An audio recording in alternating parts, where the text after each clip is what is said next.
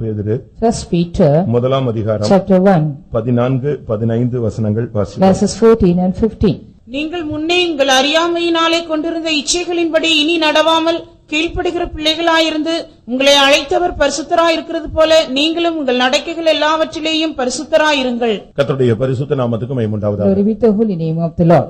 உங்களை அழைத்தவர் பரிசுத்தராயிருக்கிறது போல நீங்களும் பரிசுத்தராய் இருங்கள். As he has called you is holy, be ye holy. ஒரு காலத்திலே நீங்கள் உலக இச்சைகளுக்கு அடிமைப்பட்டிருந்தீர்கள். Once upon a time you were being slave to the worldly lust. இப்பொழுதோ நீங்கள் கீழ்ப்படிகிற பிள்ளைகளாய் இருங்கள். Now you are the obedience children. கிறிஸ்தவ வாழ்க்கையில கீழ்ப்படிதல் என்பது மிகவும் முக்கியம். In the Christian life, obedience is very, very important. கிறிஸ்தவ வாழ்வின் துவக்கமும் கீழ்ப்படிதல், கிறிஸ்தவ வாழ்வின் முடிவும் கீழ்ப்படிதல். The beginning as well as the ending of the Christian life is obedience. கீழ்ப்படிதல் இல்லாத ஒரு கிறிஸ்தவ வாழ்க்கை என்று சொல்வது ஒரு அர்த்தமற்ற ஒரு கிறிஸ்தவ வாழ்க்கை. Without obedience, the Christian life is being called as a meaningless life. கீழ்ப்படிதல் என்பது பரிசுத்தத்தின் துவக்கமும் பரிசுத்தத்தின் பூர்ணமுமாக இருக்கிறது. The obedience is the beginning as well as the perfection of the holiness. அதை நாம் இந்த நாட்களில் சரியான விதத்தில் நாம் விளங்கிக் கொள்ள வேண்டியது அவசியம். It is necessary, we must understand clearly in this day. நீங்கள் கீழ்ப்படிகிற பிள்ளைகளாய் இருந்து உங்களை அழைத்தவர் பரிசுத்தராய் இருக்கிறது போல நீங்களும் பரிசுத்தராய் இருங்கள். As obedient children, as he has called you is holy, be ye holy. அப்போ ஒரு சாதாரண மனுஷன் பரிசுத்தவானாய் மாற வேண்டுமானால், அவனுடைய கிரியைகளில் நடக்கைகளில் பரிசுத்தவானாய் மாற வேண்டுமானால், முதலாவது அவனிடத்தில் கீழ்ப்படிதல் அவசியமாய் காணப்படுகிறது. If an ordinary man has to be changed into a holy man in all his conduct, conversation, walk and talk, first of all he need obedience. கீழ்ப்படிதல் ஒருவனை நீதிமானாய் மாற்றுகிறது. The obedience makes a man into a righteous man. ஒருவனுடைய கீழ்ப்படிதல் அநேகரை நீதிமானாய் மாற்ற முடியும். By the obedience of one, many can be changed into righteous. கீழ்ப்படியாமை ஒருவனை பாவியாக மாற்றுகிறது. The disobedience makes a man into a sinner. ஒருவனுடைய கீழ்ப்படிதல் அநேகரை பாவிகளாக மாற்றும். By the obedience of the one man, many made into sin. ரோமர் 5ஆம் அதிகாரம் 19ஆம் வசனத்தை நாம் பார்க்கும் பொழுது, When we read in Romans chapter 5 verse 19, ஒருவனுடைய கீழ்ப்படியாமையினால் அநேகர் பாவிகளாக மாற்றப்பட்டார்கள். by the disobedience of the one, many become sinner. ஒருவருடைய கீழ்ப்படிதலினாலே அநேகர் நீதிமான்களாக By மாற்றப்பட்டார்கள். the obedience of the one, many made into righteous. உலகத்துல கூட கீழ்ப்படிதலை எல்லா இடங்களிலும் ஜனங்கள் எதிர்பார்க்கிறார்கள். Even in the world, people are expecting the obedience in all places. இன்றைக்கு கீழ்ப்படிதலை எதிர்பார்க்கும் தேவன். Today, the Lord God is an expected of the obedience. ஒரு தோட்டக்காரன் தன்னுடைய தோட்டத்துல கனிகளை எதிர்பார்ப்பான். Yeah, the husbandman will be expecting some fruits from the garden of ஒருவன் him. பூந்தோட்டம் வைத்திருந்தால் அவன் பூக்களை எதிர்பார்ப்பான். If a man has a garden of the flower garden, he will be expecting some good flowers. அதுபோல இந்த காலை வேளையில நம்முடைய சபையில தேவன் ஒரு எதிர்பார்ப்போடு கடந்து வருகிறார். So in this morning time, the Lord God is coming here with a great expectation. அது என்ன எதிர்பார்ப்பு? What type of expectation is உன்னுடைய that? பணத்தை எதிர்பார்த்தல்ல, உன்னுடைய கீழ்ப்படிதலை தேவன் He எதிர்பார்க்கிறார். does not expect your money, but he expects your obedience. உன்னுடைய கீழ்ப்படிதல் என்பது மிகவும் முக்கியமான ஒரு பகுதி. Your obedience is a very, very essential part. கீழ்ப்படிதல் தான் ஒரு மனிதனுடைய ஆவிக்குரிய ஜீவிதத்தினுடைய துவக்கம். Only the obedience is the spiritual one's beginning. அதனால தான் இயேசு கிறிஸ்து ஞானஸ்நானம் எடுக்கும் பொழுது இந்த வார்த்தையை சொல்லுகிறார். So that when Lord Jesus Christ was taking the baptism, he was saying this. இப்பொழுது இடம் கொடு. Now give room. இப்படியே எல்லா நீதியை நிறைவேற்றுவது நமக்கு ஏற்றதா It இருக்கிறது. is good for us, we have to fulfill all law likewise. அதுதான் துவக்கம். That is only the beginning. அதுபோல நம்முடைய வாழ்க்கையில முடிவும் கூட ஒரு கீழ்ப்படிதலாகவே முடிய So வேண்டும். likewise our ending also should be a obedient one. உலக பிரகாரமாக கீழ்ப்படிதல் இருக்கிறது, ஆவிக்குரிய கீழ்ப்படிதல் இருக்கிறது. There is worldly wise obedience as well as spiritual obedience. நாம் இந்த விஷயத்தை நாம் சரியான விதத்தில் இந்த காலை வேளையில நிதானிக்கலாம். In this morning time we can discern this correctly. மனுஷிகமாகவும் நீங்கள் கீழ்ப்படிதலாக இருக்க வேண்டும், தெய்வீகத்திலும் நீங்கள் கீழ்ப்படிதல் உள்ளவர்களாக இருக்க The வேண்டும். manly wise you must be obedient as well as the divinity of you must obedient. Abraham தேவனுக்கு கீழ்ப்படிந்த ஒரு மனிதன். Abraham was a man, he was obeyed to God. அவனைத்தான் அவரால் கானானுக்குள்ளே கொண்டு செல்ல முடிந்தது. Only the Lord could take him unto Canaan. கீழ்ப்படியாதவர்களை அந்த பரம கானானுக்குள்ளே தேவனால் கொண்டு செல்ல முடியாது. The Lord cannot take a disobedient man into the heavenly Canaan. எபிரேயர்களின் நிருபத்தில் நாம் பார்க்கும் When பொழுது we read in Hebrews, கீழ்ப்படியாமையினாலே அவர்கள் அதிலே பிரவேசிக்க கூடாமல் போயிற்று. because of the disobedience they were unable to enter therein. யார் அந்த இளைப்பாறுதலிலே பிரவேசிப்பது? Who did not enter into that rest? கீழ்ப்படிகிறவர்கள் மாத்திரமே அதற்குள்ளே The பிரவேசிக்கிறார்கள். people, those who obey can enter into that rest. எபிரேயர் 3:18 நாம் பார்க்கும் பொழுது, When we read in Hebrews 3:18, யார் என்னுடைய இளைப்பாறுதலில் பிரவேசிப்பது இல்லை என்று யாரை குறித்து அவர் ஆணையிட்டார்? regarding whom the Lord God sware, there whom shall not enter into my rest. கீழ்ப்படியாதவர்களை குறித்து அல்லவா? Regarding only the disobedient people. கீழ்ப்படிதல் என்பது உன்னை தூக்கி நிலைநிறுத்தும். The obedience will take you and lift you up. கீழ்ப்படியாமை என்பது உன்னை விழ வைக்கும். The disobedience will make you to fall. எபிரேயர்கள் நிருபம் 4:11 நாம் பார்க்கும் பொழுது, When we read Hebrew chapter 4 verse 11, அங்கே ஒருவனாகிலும் கீழ்ப்படியாமையினாலே விழுந்து போகாதபடி எச்சரிக்கையா இருக்க கடவன். So be cautious, let no man fall on because of your disobedience. அப்ப கீழ்ப்படியாமை என்பது ஒரு மனிதனை விழ வைக்கக்கூடிய ஒரு சக்தி. So the disobedience is the power of making a man to fall. இன்னைக்கு கூட நமக்கு எல்லாரும் கீழ்ப்படியணும்னு நம்ம ஆசைப்படுறோம். Today we feel like all others have to obey to us. ஆனா நாம் கீழ்ப்படிறோமா என்கிற கேள்விக்கு நாம் சரியான பதிலை சொல்லுகிறது இல்ல, நம்ம மழுப்பி விடுகிறோம். So but we are also just giving the blunt answer whether we obey to others or not. அது எல்லா மனுஷனுக்கும் அது ஒரு mankind, அதாவது human nature, எல்லாரும் தனக்கு கீழ்ப்படியணும், அது ஒரு ஆசை. There's a human nature, every other people have to obey to us. பிள்ளைகளை பிடிச்சு அடி அடின்னு அடிக்கிறாங்க, காரணம் என்னன்னா கீழ்ப்படியலன்னு சொல்றாங்க. Because they are beating the children much, but why it means they are not obeying, they say. நாமும் கூட சில நேரத்துல அடி வாங்குறோம் ஆண்டவர்ட்ட, அது நம்முடைய கீழ்ப்படியாமையினால அடி வாங்குறோம். We too also get blows from the Lord because of our disobedience we get. எவர்களை அவர் நேசிக்கிறாரோ அவர்களை அவர் சிட்சிக்கிறார். Whomever the Lord God loves, he chastens them. மனுஷிக கீழ்ப்படிதல் தெய்வீக கீழ்ப்படிதல். The manly obedience as well as the divinely obedience. இந்த வசனத்தின் வெளிச்சத்துல நான் ரெண்டையும் நான் உங்களுக்கு முன்பாக வைக்க விரும்புகிறேன். In the light of the word of God, I want to place you before these two. தேவனுக்கு கீழ்ப்படிகிற மனுஷனுக்கு பிசாசு கீழ்ப்படிவான். The man who obeys God, the devil will subdue. தேவனுக்கு கீழ்ப்படிகிற மனிதனுக்கு காற்றும் கடலும் கீழ்ப்படியும். Even the wind and the sea also will obey to a man who obeys God. தேவனுக்கு கீழ்ப்படிகிற மனிதனுக்கு அதிகாரங்களும் வல்லமைகளும் கீழ்ப்படும். Even the powers and authorities will be subdue unto a man who obeys God. யாக்கோபு 4:7 பார்க்கும் பொழுது, When we read James chapter 4 verse 7, தேவனுக்கு கீழ்ப்படிந்திருங்கள், பிசாசுக்கு எதிர்த்து நில்லுங்கள், அப்பொழுது அவன் உங்களை விட்டு ஓடி போவான். Submit to God, resist the devil, then he shall flee from you. ஆண்டவராகிய இயேசு கிறிஸ்துவுக்கு மத்தேயு 8:27 படி பார்க்கும் பொழுது காற்றும் கடலும் கீழ்ப்படிந்தது. According to Matthew 8:27, even the winds and the sea were obeying unto Lord Jesus Christ. Mark 1:27 படி பார்க்கும் பொழுது அசுத்த ஆவிகள் அவருக்கு கீழ்ப்படிந்திருந்தது. Mark 1:27, when we read that even the unclean spirits were subdued unto him. 1 பேதுரு 3:22 படி பார்க்கும் பொழுது, First Peter 3:22, அங்க என்ன what சொல்லப்பட்டிருக்கிறது? it is said here, தேவதூதர்களும் அதிகாரங்களும் வல்லமைகளும் அவருக்கு கீழ்ப்படுத்தப்பட்டிருந்தது. where the angels and the powers and authorities were being subdued unto him. அப்படினால கீழ்ப்படிதல் தான் உங்களுக்கு சகலத்தையும் கீழ்ப்படுத்தும். So your obedience will subdue everything unto you. வேதத்திலே வசனம் சொல்லப்பட்டிருக்கிறது, The word of God is being said in the scripture. மனுஷன் எப்பொழுது தேவனுக்கு கீழ்ப்படியவில்லையோ அப்பொழுது சகலமும் அவனுக்கு கீழ்ப்பட்டிருக்க காணோம். The very same time man did not obey God, all the other things did not subdue unto him. அந்த கனியை அவனும் அவளும் புசிக்கிற வரைக்கும் மிருகங்கள் இந்த சிருஷ்டிப்புகள் எல்லாமே அவனுக்கு கீழ்ப்படிந்தது. Since they were not eaten the fruit, all the creature were being obeying unto them. சகலத்தையும் ஆண்டு கொள்ளுங்கள். Just go and rule all the things. எல்லாவற்றுக்கும் மேல அவனுக்கு ஒரு அதிகாரம் இருந்தது. So he had authority over all things. எப்பொழுது அந்த கனியை புசித்து அவன் கீழ்ப்படியாமையை காட்டினானோ, After he had eaten the fruit and showed the disobedience, அடுத்த நிமிடமே ஒண்ணுமே அவனுக்கு the கீழ்ப்படியல. very next moment nothing was obedient unto him. நீ கீழ்ப்படியாவிட்டா ஒண்ணுமே உனக்கு கீழ்ப்படியாது. If you don't obey, nothing shall subdue unto you. அதுதான் தேவன் ஆபிரகாம் தேவனுக்கு கீழ்ப்படிந்தான். So that really Abraham obeyed God. இந்த சபையிலும் கூட கீழ்ப்படிகிறவர்களை தான் கர்த்தர் சபையில கட்டி எழுப்ப முடியும். Even in this church of God also, only the people those who obeying the Lord can build them up. நானும் இந்த ஊழியத்திலே கீழ்ப்படிதல் இல்லாவிட்டால் என்னை தேவன் கட்டி எழுப்ப முடியாது. If I am also not obedient to God in this ministry, God cannot build me up. அதை நாம் சரியான விதத்தில் சத்தியத்தை நாம் விளங்கிக் கொள்ள In the வேண்டும். right manner we all have to understand the truth. முதலாவது மனுஷிக கீழ்ப்படிதலை உங்களுக்கு முன்பாக First வைக்கிறேன். of all, I want to place you before the human obedience. இன்றைக்கு தேவன் ஒரு எதிர்பார்ப்போடு இந்த தோட்டத்துக்கு வந்திருக்கிறார். Today the Lord has visited this garden with a great expectation.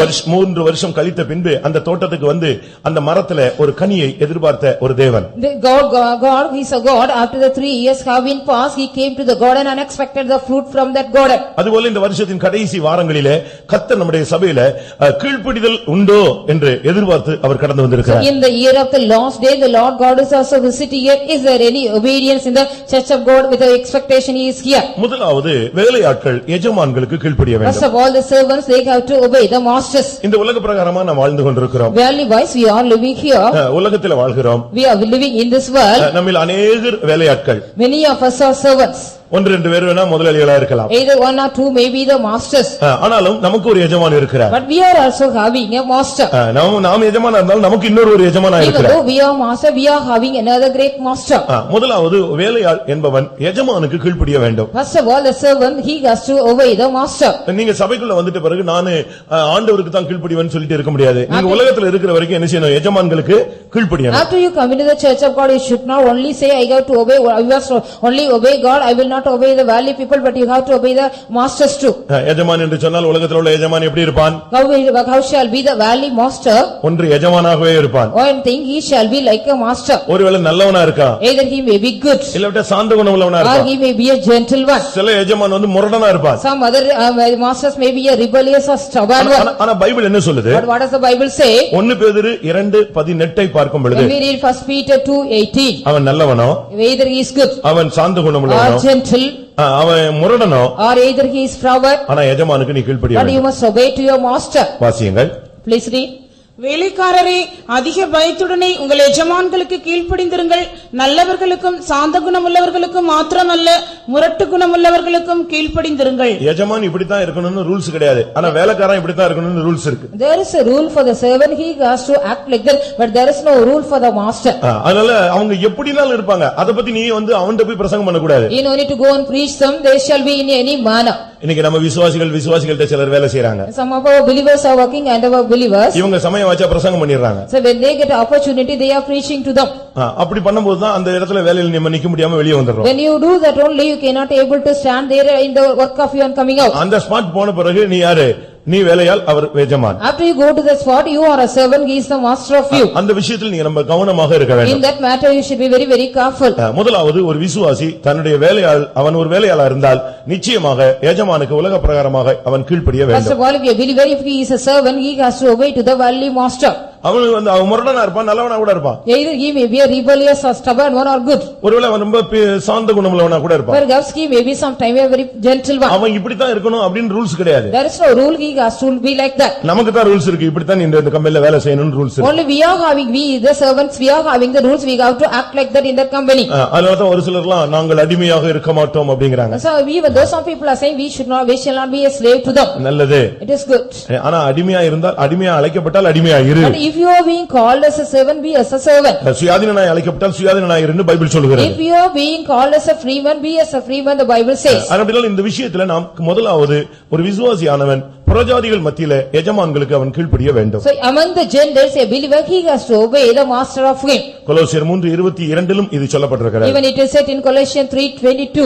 எபேசியர் 6:5 இது சொல்லப்பட்டிருக்கிறது. It is said in Ephesians 6:5. அவங்க எந்த நிலவரத்துல இருந்தாலும் சரி, அவன் எஜமான், அவனுக்கு நம்ம கீழ்ப்படியணும். Whatever may be the manner they are our masters, we must obey. அங்க போய் நம்ம வந்து நியாயம் பேச முடியாது. We cannot speak all the justice there. நீ தாழ்ந்து தான் போகணும். Only you have to humble yourself and go. ஒரு அடிமை போல மாற்றிக் கொள்றதுல தவறு கிடையாது. Nothing wrong if you change yourself as a slave and go. நம்ம அங்க போன உடனே நம்முடைய Dress மாத்தி நம்முடைய ஒரு வேலையாளை போல மாறுறது பாவம் கிடையாது. It is nothing sin if you also go there after you change like a servant and change your dress everything.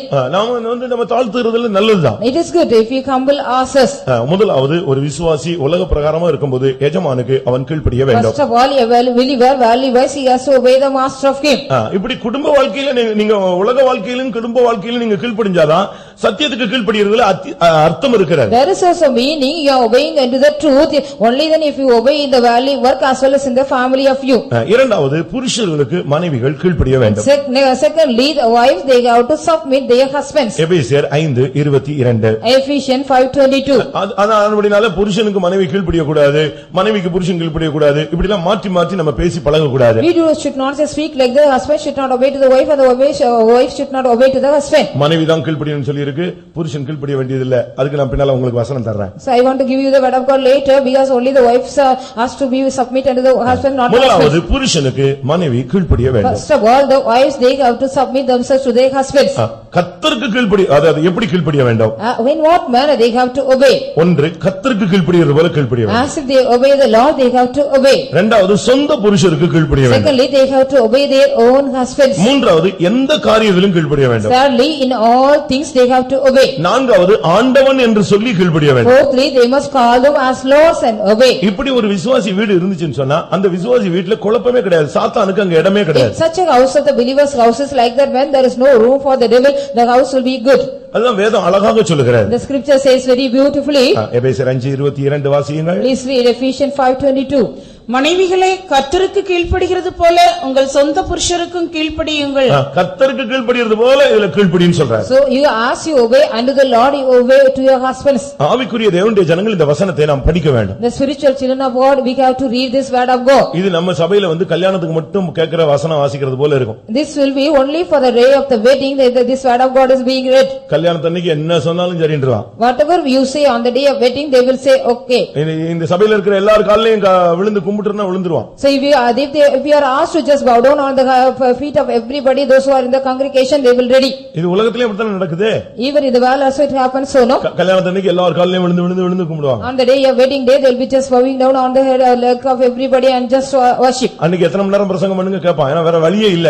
On the day if you preach for hours also, they will be patiently hearing, there is no escape. ஆனா கீழ்ப்படிதல் எத்தனை percentage நம்முடைய விசுவாசிகளுக்குள்ள இருக்கிறது? So how many percentage of the obedience is found in our believers? ஃபேமிலில குழப்பத்துக்கு முதல் காரணமே ஜனங்களுடைய கீழ்ப்படியாமை The தான். first reason for the confusion in the family, that is the disobedience of the people. கர்த்தருக்கு கீழ்ப்படிகிறது போல கீழ்ப்படிதல். As you obey unto the Lord, you must obey. உன்னுடைய சொந்த புருஷருக்கு நீ கீழ்ப்படியணும். You must obey to your own husbands. அதுல வந்து அண்ணன், அக்கா, அம்மா, அக்கா, மாமியார் இதுக்கெல்லாம் வேலையே கிடையாது. There is no that elder brother, younger brother, father-in-law, mother-in-law, anything. கொலோசியர் 3ல சொல்லி இருக்கிறது In 18ல. Colossians 3 it is said, இல்லாட்ட தீத்து 2:5ல சொல்லி or இருக்கிறது. it is said in Titus 2:5, இல்லாட்ட எபேசியர் 5:24ல சொல்லி or இருக்கிறது. it is said in Ephesians 5:24. கர்த்தருக்கு ஏற்றபடி கீழ்ப்படியுங்கள். So according as it is fit in the Lord, you must obey. ஒரு நம்ம சரியான விதத்துல வேத வசனத்தின் அடிப்படையில புருஷனுக்கு அப்படியே கீழ்ப்படியணும். On the basis of the word of God, in a correct manner, you must obey to your husbands. அவன் அந்த புருஷன் உங்களை தவறாக நடத்தினால்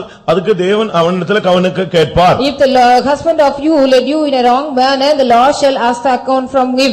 அந்த விஷயத்தில் நீங்க ரொம்ப கவனமாக இருக்க In that வேண்டும். manner, you should be very, very careful. இன்னைக்கு கீழ்ப்படியாமை காட்டும் பொழுதுதான் குடும்ப வாழ்க்கை அந்த உறவு சிதைக்கிறது. When you show the disobedience, the family relationship is being bruised. அடுத்து ஒரு சிலர் எல்லாம் கீழ்ப்படிவாங்க, ஆனா மரியாதை இல்லாம கீழ்ப்படிவாங்க. Some other people will be obeying without any respect, they will be obeying. அதுக்கு பிறகு அந்த குடும்ப வாழ்க்கை நிலை நிற்காது. After that, the family life will not be standing at all. 1 பேதுரு 3:6ல பார்க்கும் பொழுது, First Peter 3:6 when we read, Sarai ஆபிரகாமை ஆண்டவன் என்று சொல்லி கீழ்ப்படிந்திருந்தார். Sarah after call Abraham as Lord and she was being submitted unto him. நீங்க ஆண்டவன் என்று சொல்ல வேண்டாம், புருஷனாவது சொல்லுங்க. We no need to call him as Lord, but at least call them as husbands. நமக்கு அந்த மரியாதை கூட அநேகர் வீடுகள்ல இல்ல. Even many of the houses, they don't give even that respect. உலகத்துல சொல்லுவாங்க கல்லானாலும் கணவன், புல்லானாலும் புருஷன். The valley where people, they will say even the stone is a husband or the grass is a husband. முந்தி எல்லாம் மரியாதை ரொம்ப கொடுப்பாங்க. In the olden days, they will respect more.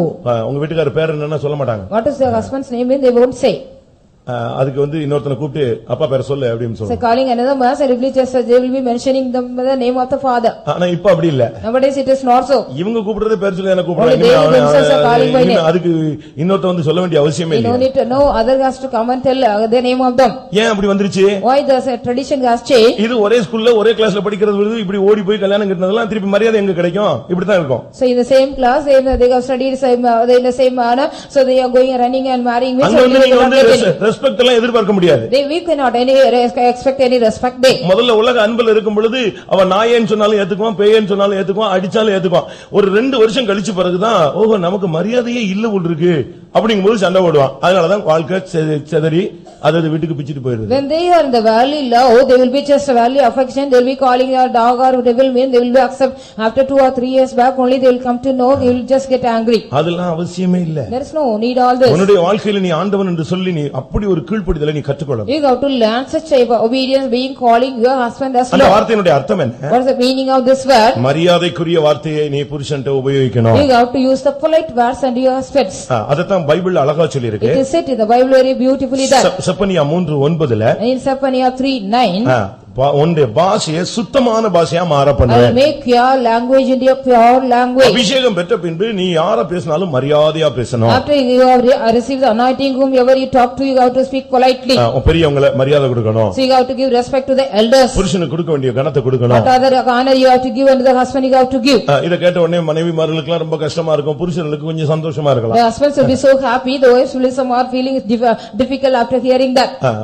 இஸ்மவேலை புறம்பே தள்ள வேண்டும் என்கிறதுல சாராய் பிடிவாதமா நின்றார். Sarah was so stubborn to cast away Ishmael out. அவனை வீட்ல வைக்கவே கூடாது. You should not keep him at home. அவனை புறம்பே தள்ளுன்னு. Just put him out. அது கேள்விப்பட்ட உடனே ஆபிரகாமுக்கு ரொம்ப கஷ்டமா இருந்துச்சு. Abraham worried much after he heard that. ஆனா அந்த ஆபிரகாமுக்கு இஸ்மவேலை கண்டிச்சு வளர்க்கிறதுக்கு அறிவு வரல. But Abraham did not have the mentality to just punish and bring up the Ishmael. அவன் பரியாசம் பண்றானே, அது தப்பு, தேவனுக்கு விரோதமானதுன்னு தாம் பிள்ளைய கண்டிக்கிறதுக்கு அவனுக்கு அறிவு வரல. ஆனா தாம் பிள்ளைய கண்டிச்சதுக்காக அவன் துக்கப்பட்டான். He was just worried there because he was being there warned by Sarah, but he did not have the mentality to correct while he was scorning others. என்னுடைய வே ஆஃப் பிரீச்சிங் உங்களுக்கு புரியுதா? Do you understand my way of preaching? அதாவது தன் பிள்ளை தவறு செஞ்சத கண்டிச்சத கேட்கும்போது இவனும் சேர்ந்து என்ன செய்யறாத கண்டிக்கணும். So when your child is being warned by somebody means you should also give room for that. ஆனா கண்டிச்சது இவனுக்கு பயங்கர கஷ்டமா But இருந்துச்சு. he felt so difficult while Sarah warned that. ஆனா அவன் தேவனுடைய மனிதனாச்சே. But he was a man of God. அப்படியே துக்கத்தோடு போய் படுக்கையில உட்கார்ந்திருந்தான். So with all sorrow he went to the bed.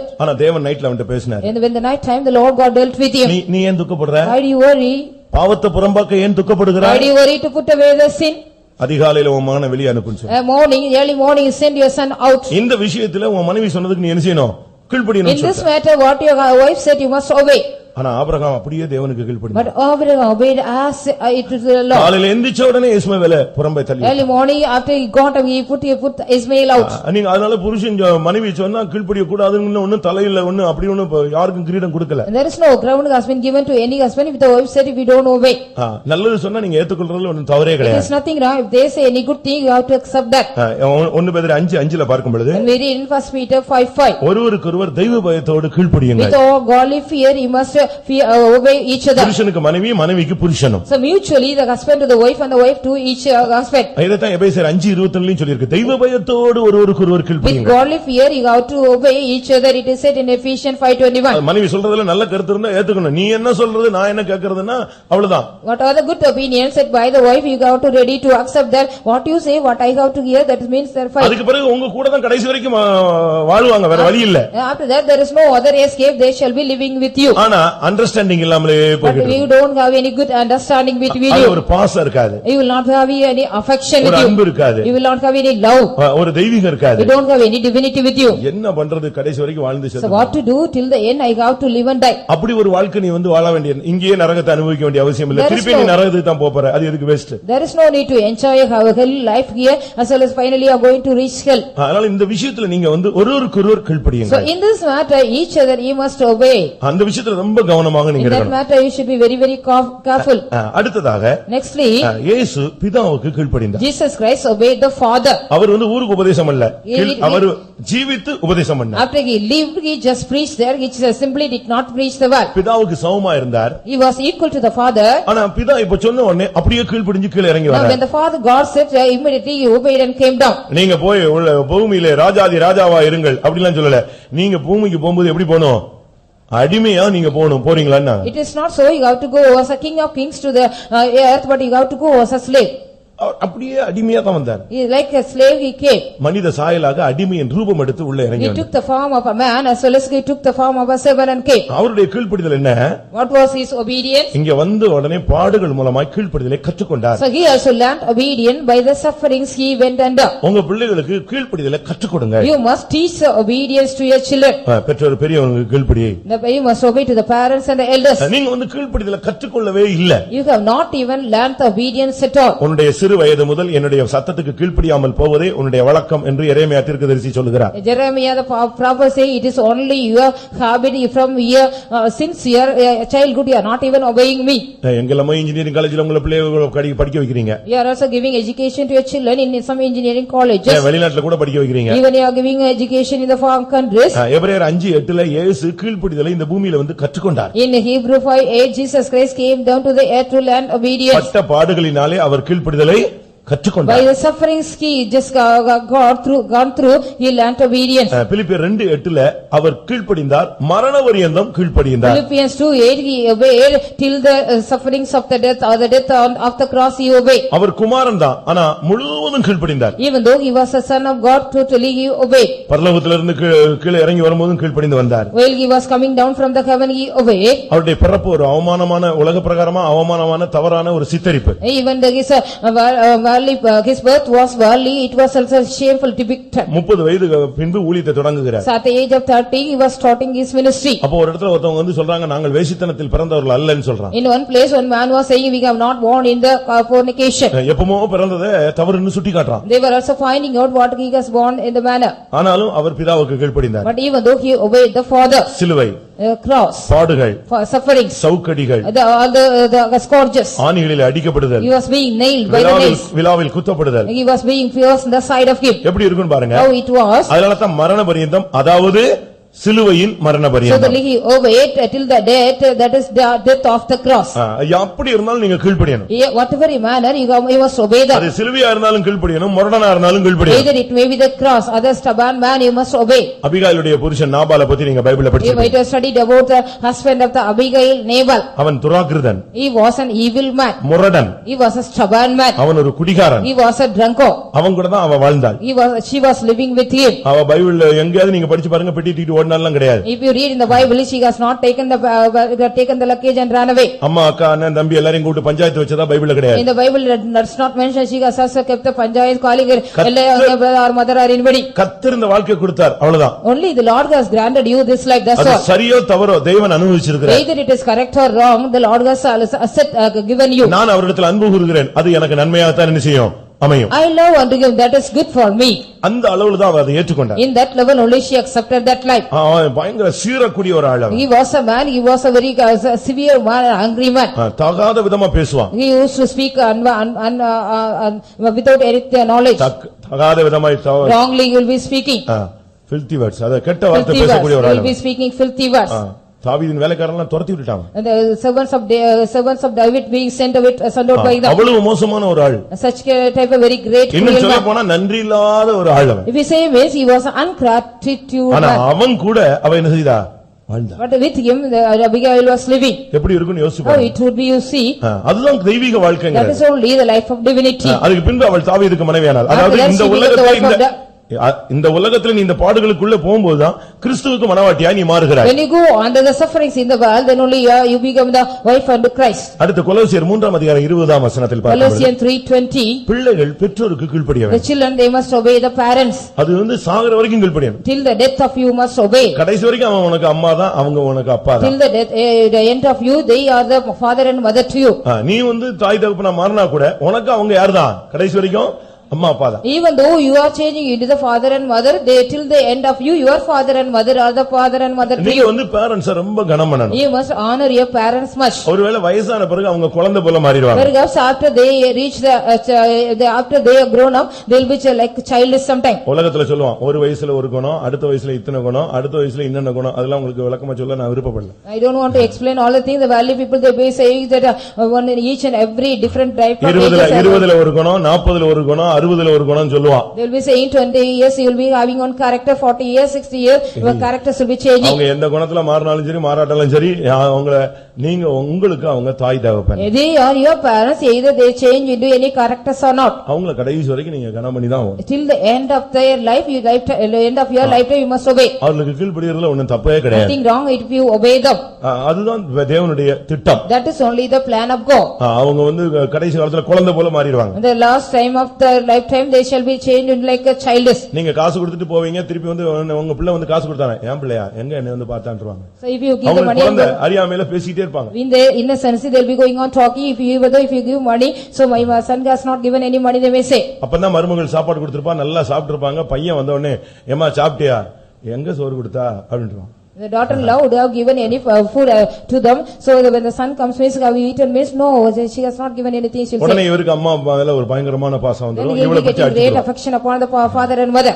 அப்படிலாம் இருக்க கூடாது. You should not be likewise. அவங்க வந்து குழந்தை மாதிரி மாறிடுவாங்க. They shall be changed into like children. ஆனாலும் நீங்கள் அவங்களுக்கு கொடுக்க வேண்டிய கனத்தை நீங்க கடைசி வரைக்கும் அவங்களுக்கு கீழ்ப்படியணும். Even though till the end of their lifetime you must obey. நீங்க யோசிச்சு பாருங்க. Just you think it over. இன்னைக்கு அப்படிப்பட்ட குடும்பங்கள் இருக்கு. Even today we can see some families. இல்லன்னு சொல்ல முடியாது. We cannot say there is no families. இல்லன்னு சொல்லவே முடியாது. We can't say. ஆனா நல்ல ஆவிக்குரியவங்க எல்லாம் இன்னைக்கும் நல்ல கனம் பண்றாங்க. Even the good spiritual people they are today honoring their parents. அடுத்து முதலாம் பேதுரு 2:13ல பார்க்கும் பொழுது Next even we read First Peter 2:13. மனிதரின் கட்டளைகளுக்கு நீங்கள் கீழ்ப்படியுங்கள். You must obey the ordinance of the man. உலகத்துல சில ரூல்ஸ் இருக்கு. There are some rules on the world. அதுக்கு நம்ம கீழ்ப்படிஞ்சு தான் ஆகணும். Only you have to obey. நான் விசுவாசி நான் கீழ்ப்படிய முடியாதுன்னு சொல்ல முடியுமா? Can you say so? I am a believer, I can't obey the ordinance. இந்தியால பாத்தீங்கன்னா ரைட் ஹேண்ட் டிரைவ்ல நம்ம போறோம். In India we are going in the left hand drive. Left hand drive, right hand drive. Right hand driving. இங்கிலாந்துல நீங்க போனீங்கன்னா left hand drive. In England there is left hand driving. நீங்க bullet பாத்திருக்கீங்களா? Have you seen the bullet?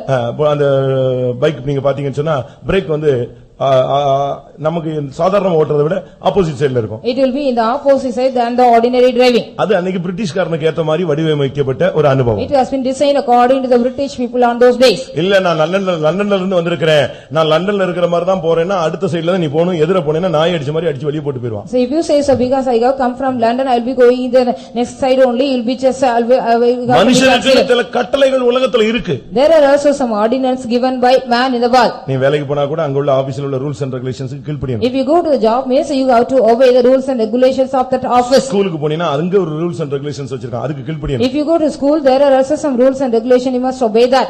அதுபோல சபைக்குன்னு வந்தா இங்கேயும் சில சட்ட திட்டங்கள்லாம் இருக்கு. So if you come to the church of God also there are also some rules and regulations here. சர்ச்சுக்கு என்ன சட்டம்? What is the rule for the church? சர்ச்சுக்கு உபதேசம் தான் சட்டம். Only the doctrine is a law. அப்படிதானே? Isn't it so?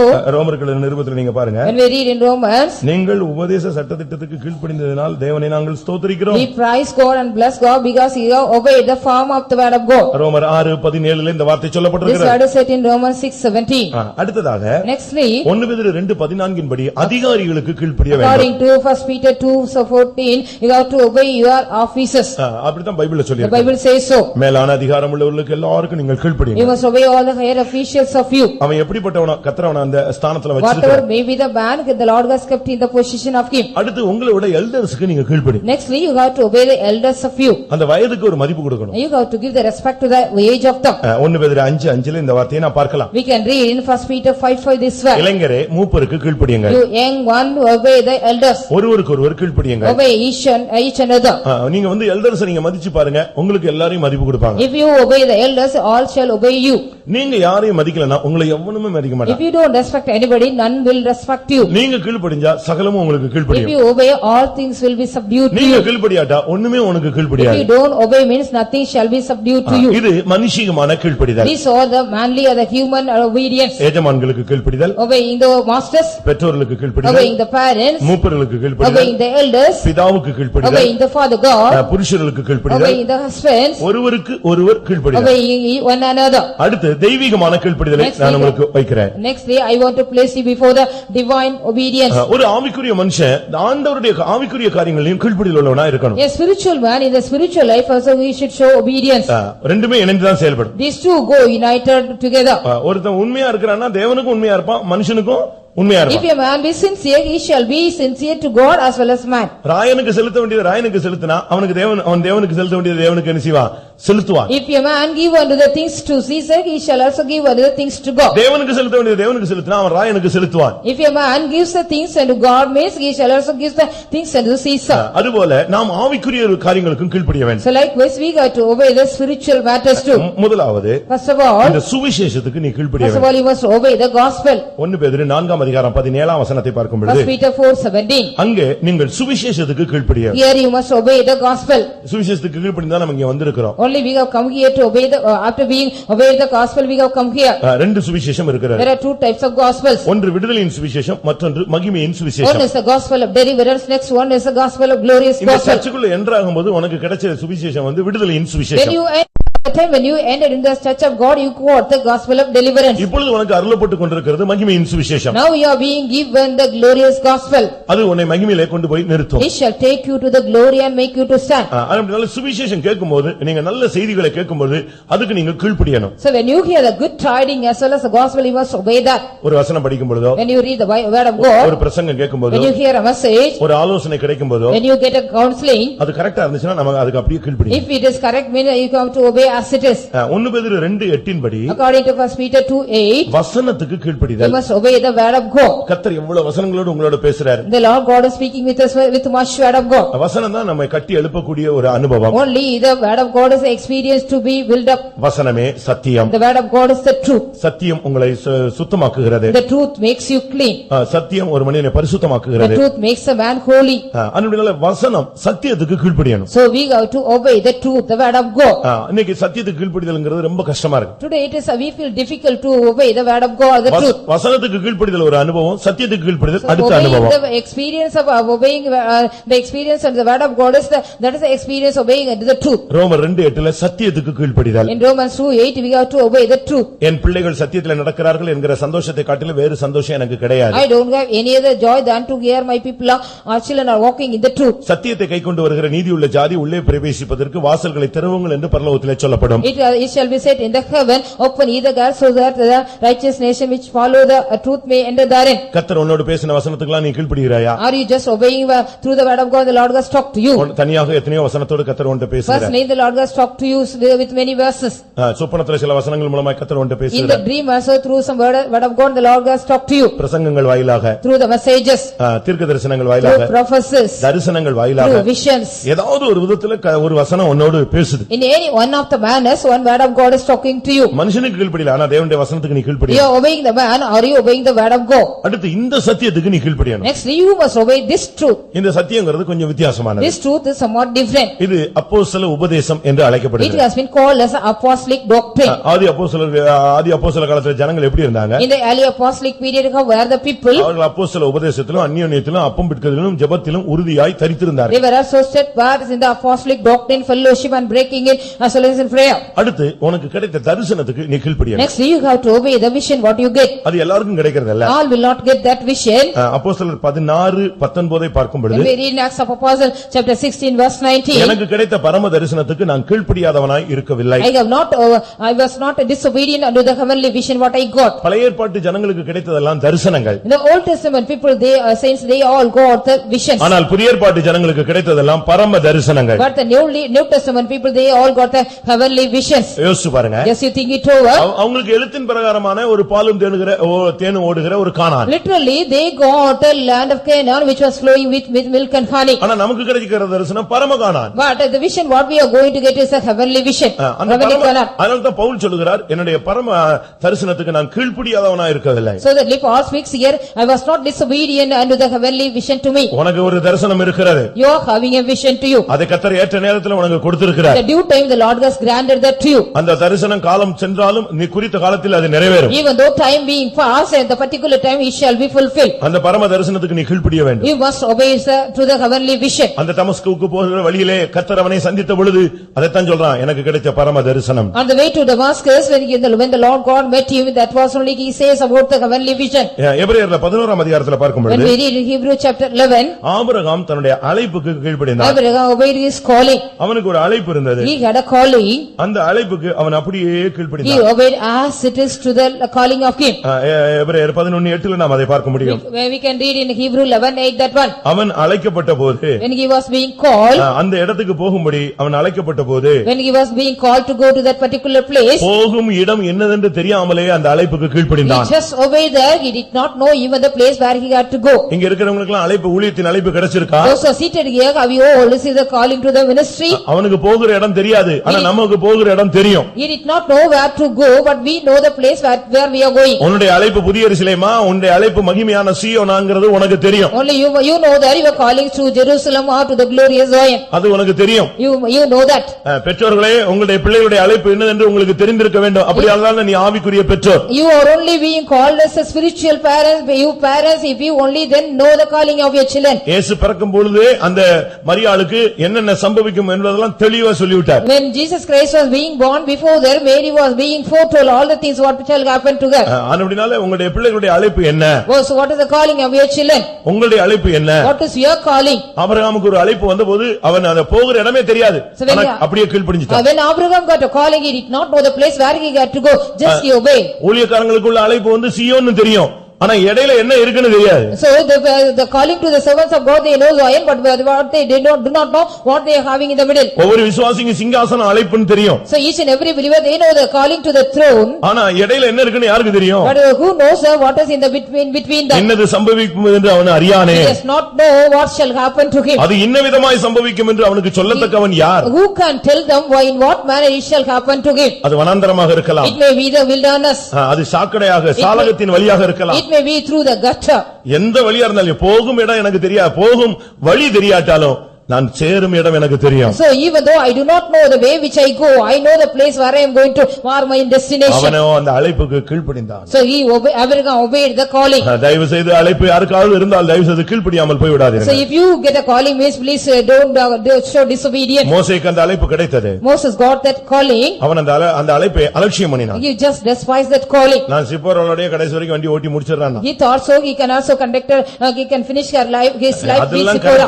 அதெல்லாம் correct. நீ எகிப்துக்கு வான்னார். Even though it is all correct, you come to Egypt, the Lord God called. எனக்கு பேச்சு திறமை இல்லன்னு சொன்னான். No, I don't have the ability to talk. சரி பரவாயில்லை, உனக்காக ஆரோனை கூட்டி வரேன். No, it's okay, I'll bring Aaron for you. இல்ல வேற ஆளை நீங்க தேர்ந்தெடுங்க. No, seek some other person. நான் வரவே இல்ல. No, I can't come. கடைசில என்ன நடந்துச்சு தெரியுமா? Finally what happened, you know?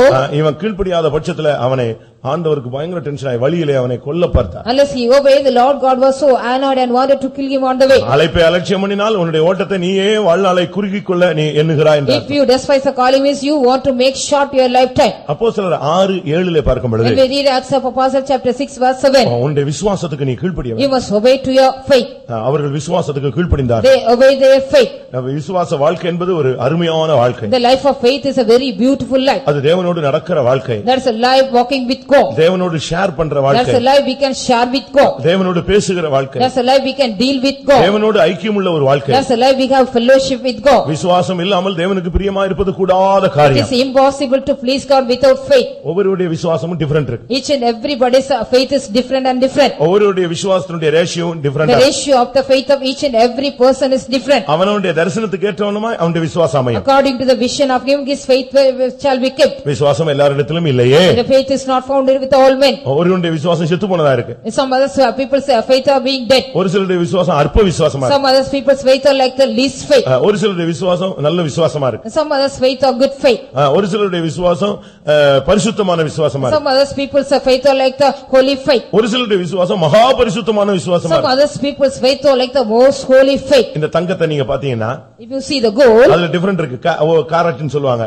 அந்த தரம் குறைஞ்சு போன தங்கமும் இருக்கு, தரம் கூடின தங்கமும் இருக்கு. Even you can also see the quality of the very good quality as well as the worst quality with the carat, you can see that. அதுபோல likewise விசுவாசம் சோதிக்கப்பட வெளியேறப்பட்ட விசுவாசமாய் மாறுகிறது. when your faith being going on tried after try, your faith shall be changed the most holy faith. எபிரேயர் 13:17 in Hebrew 13:17, உங்களை நடத்துகிறவர்களுக்கு கீழ்ப்படியுங்கள். obey them those who rule you, உங்கள் ஆத்துமாக்களுக்கு அவர்கள் உத்தரவாதம் பண்ணுகிறார்கள். because they are also watching for your soul and make account for your soul. ஆண்டவர் இன்னைக்கு சிவகாசி சபையில கணக்கு கேக்குறாருன்னா ஃபர்ஸ்ட் என்கிட்ட கேப்பாரு. First of all, if the Lord God is asking the account, first of all he will ask the account to me. நேரா உன்கிட்ட வந்து விசாரிக்க போறது இல்ல. Straightly he will not come and approach you. உன் சபையினுடைய நிலவரம் என்னன்னு என்கிட்ட தான் கேப்பாரு. What is the state of the church? He will not come and approach me. என்னுடைய கணக்கு முடிஞ்ச பிறகு தான் உன் பர்சனலா என்ன செய்வாரு வருவார். After the account is over with me, then only personally he will come to you. அது நீங்க சரியான விதத்துல புரிந்து கொள்ள வேண்டும். In the right manner you all have to understand that. உங்களுடைய ஆத்துமாக்களுக்காக ஊழியர்கள் உத்தரவாதம் பண்ணுகிறவர்கள். With the servants of God, they are making account for your own soul. அதனால அவங்களுக்கு கீழ்ப்படிதல்ல ஒண்ணும் தவறு கிடையாது. There is nothing wrong if you obey to them. நாங்கள் கீழ்ப்படிகிறோம். We are obeying.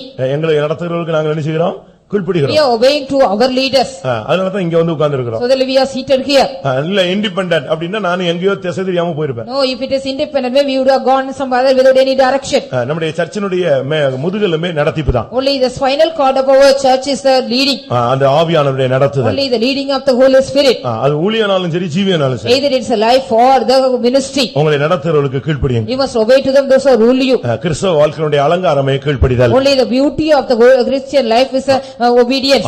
பூர்வத்தில் உள்ள ஸ்திரீகள் அவர்கள் கீழ்ப்படிந்து தங்களை அலங்கரித்தார்கள். In the olden days, women, they obeyed and beautified themselves. நல்ல நகை, உலக பிரகாரமா ஆடம்பரங்கள், இது அலங்காரம் அல்ல.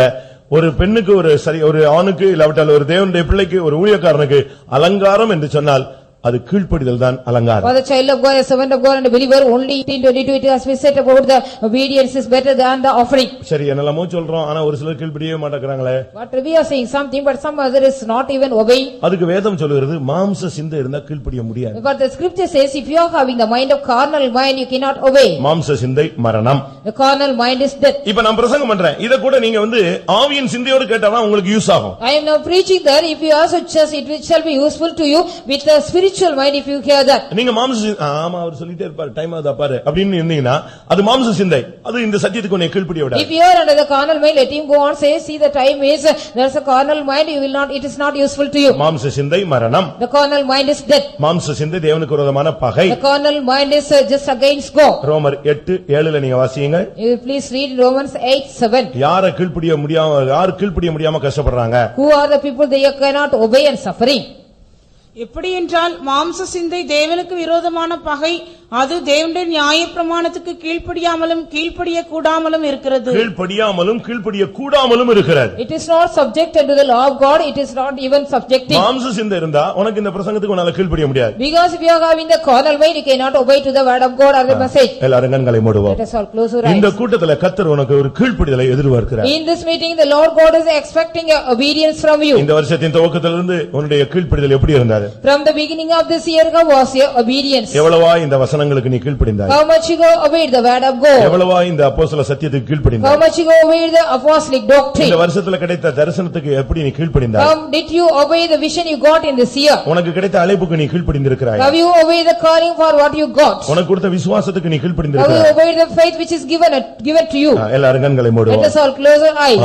வேலை ஸ்தலத்துல பார், உன்னுடைய எஜமானுக்கு நீ கீழ்ப்படிந்தாயோ? In the work spot of you, have you obeyed your masters? உன்னுடைய குடும்ப வாழ்க்கையில உன்னுடைய புருஷனுக்கு கீழ்ப்படிந்தாயோ? In the family life of you, have you obeyed your husbands? உன்னுடைய பெற்றோர்களுக்கு நீ கீழ்ப்படிந்தாயோ? Have you obeyed your parents? உன்னுடைய அதிகாரிகளுக்கு நீ கீழ்ப்படிந்தாயோ? Have you obeyed your higher officials? உன்னை விட வயதில் மூத்தவர்களுக்கு நீ Have கீழ்ப்படிந்தாயோ? you obeyed the elders than you? இனிமேல் நீங்கள் கீழ்ப்படிதலுள்ள பிள்ளைகளாய் இருந்து உங்களை அழைத்தவர் பரிசுத்தராய் இருக்கிறது போல நீங்களும் பரிசுத்தராய் இருங்கள். Thereafter be as obedient children, as he has called you as holy, be holy. கீழ்ப்படிதல் தான் பரிசுத்தத்தின் துவக்கம், கீழ்ப்படிதல் தான் பரிசுத்தத்தின் பூரணம். Holy obedience is the beginning of the holiness as well as the perfection. அதனால தான் கீழ்ப்படிகிற பிள்ளைகளாய் இருந்து உங்களை அழைத்தவர் பரிசுத்தராய் இருக்கிறது போல நீங்களும் பரிசுத்தராய் இருங்கள். As it is said, being as obedient children, as he has called you as holy, be holy. எல்லாரும் கண்களை மூடுவோம். Let us all close our eyes. கொஞ்ச நேரம் கண்களை மூடி, ஆண்டவரே நான் எந்தெந்த காரியங்களில் நான் கீழ்ப்படியவில்லை என்பதை உணர்கிறேன் என்று சொல்லுங்கள். So close your eyes for a while and just say unto the Lord, what all the things you have not obeyed. பெற்றோருக்கு கீழ்ப்படியாதவன் ஓடி போகிறான், ஓடி போய் கடைசில பன்றி மேய்க்கிறான். And so the man who does not obey, he just run away and flee away, and finally he is taking care of the swine. அது பைபிளுடைய நிலவரம். That is the state of the Bible. ஆனா இன்னைக்கு கீழ்ப்படியாதவன் ஓடி போய் ஹோட்டல்ல எச்சிலை பொறுக்குறான். But today the people, those who are not obeying, they are running and they are taking the eaten the leaf after eaten in the உன் சொந்த தாய் தகப்பனுக்கு நீ கீழ்ப்படிய வேண்டியதானே? Because you have to obey your own parents, no? உன்னுடைய எஜமானுக்கு கீழ்ப்படிந்தால் நல்ல வசதியாக இருக்கலாமே, நீ ஏன் இப்படி ஒவ்வொரு இடமா அலைய வேண்டும்? You can be well off if you obey to your master. Why you have to wander around and roam around? அவன் சாந்தமுள்ளவனோ நல்லவனோ முரடானோ நீ கீழ்ப்படி. Either he is a good man or the gentleman or the stubborn man, you obey him. கர்த்தருக்கு நீங்கள் கீழ்ப்படியுங்கள். Obey the Lord. நீங்கள் கீழ்ப்படிகிற பிள்ளைகளா இருந்து பரிசுத்தராய் இருங்கள். Being as obedient children as holy. கீழ்ப்படியாதவன் பரிசுத்தனாய் மாற முடியாது. A man disobedient man cannot be changed into holy man. பரிசுத்தத்தின் துவக்கமே கீழ்ப்படிதல் தானே. Only the beginning of the holiness is obedience. எத்தனை பேர் உங்களை கர்த்தருக்காக கீழ்ப்படிய பழக்குகிறீர்கள்? How many of you want to train up yourself to obey for the Lord God? கீழ்ப்படிதலை கற்றுக்கொள்ளுங்கள். Learn obedience. பட்ட பாடுகளினாலே அவர் கீழ்ப்படிதலை By கற்றுக்கொண்டார். the sufferings he had gone through, he obeyed. அந்த கீழ்ப்படிதலை கற்றுக்கொண்டபோது When he learned the obedience, அவர் பூரணராய் மாறினார். he became being perfected. கீழ்ப்படிதல் உன்னை பூரணத்துக்கு நேராய் வழிநடத்தும். நடத்துகிறார். The obedience also lead you to the perfection. எல்லாரும் கண்களை மூடுவோம். Let us all close our eyes. இன்னைக்கு நம்முடைய கீழ்ப்படியாமைக்காக தேவ சமூகத்திலே மன்னிப்பு கேட்போம். Today let us also forgive in the presence of God for all our disobedience. கர்த்தர் உன்னை காலையில எழுப்புகிறாரே, கீழ்ப்படிகிறாயா? When the Lord God is also waking in the morning, do you obey? ஊழியம் செய்யும்படியாக ஏவுதல் கிடைக்கிறதே, கீழ்ப்படிகிறாயா? You get an urge to do the ministry, do you obey? கர்த்தருக்காக பாடுபட சிந்தை உண்டாகிறதே, கீழ்ப்படிகிறாயா? You are getting the mind to work for the Lord and suffer for the Lord, do you obey? இந்த சத்தியத்துக்காக நிற்கும்படி உனக்கு ஏவுதல் வருகிறதே, நிற்கிறாயா? You are getting the urge to stand for the truth sake, do you obey? இந்த சத்தியத்துக்கு கீழ்ப்படியாமல் போகத்தக்கதாக உங்களை மயக்கினவன் யார்? Who has bewitched you not to stand on this truth? எல்லாரும் கண்களை மூடுவோம். Let us all close our eyes. அவர் கீழ்ப்படிதலின் ஆவி நமக்கு மத்தியிலே இப்பொழுது அனுப்பப்படட்டும். Let the spirit of the obedience being sent in our midst. கீழ்ப்படிதல்ல நீ எதையாவது தியாகம் பண்ண வேண்டியிருந்தால் தியாகம் பண்ணி விடு. If you want to dedicate anything for the sake of the obedience, you got to dedicate that. பரலோகத்தையே அவர் தியாகம் பண்ணினார். Even the whole government he has dedicated. கீழ்ப்படிய வேண்டும் என்பதற்காக அவர் பிதாவின் சமமாய் இருப்பதை கூட விட்டு விட்டார். In order to obey that he has also left the position, he was equal to with the இன்றைக்கு இந்த Lord. சத்தியத்துக்கும் உபதேசத்துக்கும் கீழ்ப்படியும்படியாக உன்னுடைய குடும்ப வாழ்க்கை சிறக்கும்படியாக உன்னுடைய பிரஸ்டீஜ் எல்லாம் விட்டு நீ கீழ்ப்படிந்து இறங்கி வா. You come down leaving all your prestige in order to you have to be blessed in all that obey for the truth as well as in the family life of you. ஆண்டவரே, நான் கீழ்ப்படிய Lord, வாஞ்சிக்கிறேன். I want to obey. உம்மை போல கீழ்ப்படிய வாஞ்சிக்கிறேன். Lord, I want to obey like you. என்னுடைய மரண பரியந்தம் நான் கீழ்ப்படிய வாஞ்சிக்கிறேன். Till the time of my death I want to obey. நீ Lord. எப்படி கீழ்ப்படிந்தீரோ அதே கீழ்ப்படிதலின் அந்த அனுபவத்தை எனக்கு தாரும். Lord, as you go obey, give me the same experience of obedience to me. நான் எதிர்க்கிறவனாக, I should not be a man of resisting, கீழ்ப்படிய கூடாதவனாக, not obeying, அந்த பழக்கம் இல்லாதவனாக without that character. நான் கஷ்டப்படுகிறேன். I am just suffering, O Lord. எனக்கு கீழ்ப்படிதலை கற்றுத்தார். Lord, please learn me the obedience. அவர் கற்றுக்கொண்டார், உனக்கு கற்றுக் கொடுப்பார். He has learned that obedience, he will teach you. இன்னைக்கு கீழ்ப்படியுங்கள், ஆசீர்வதிக்கப்படாத எல்லாரும் Today ஆசீர்வதிக்கப்படுவீர்கள். if you obey, those who are not being blessed, all will be blessed. தேவனுக்கு கீழ்ப்படிவேன் என்று சொல்லு, கர்த்தர் உன்னை மேன்மைப்படுத்துவார். If you say, I am obeying God to the Lord, when the Lord shall exalt you. பையங்க எல்லாரும் முழங்கால் போடு, கண்ணை திறக்காத, பேசாத, கண்ணே திறக்க கூடாது கொஞ்ச நேரம். கேர்ள்ஸ் எல்லாரும் முழங்கால் கொஞ்ச நேரம். ஆமென். நம்முடைய கீழ்ப்படியாமைக்கு தக்க தண்டனை இருக்கிறது. ஆனால் கர்த்தர் அந்த தண்டனையை கொடுக்காமல் மறுபடியும் உனக்கு ஒரு வாய்ப்பை கொடுத்து நீ கீழ்ப்படி என்று சொல்லுகிறார். தெரியுமா உங்களுக்கு? கீழ்ப்படியாவிட்டால் நீதியுள்ள தண்டனை இருக்கிறது. கீழ்ப்படியாவிட்டால் கோபாக்கினை இருக்கிறது.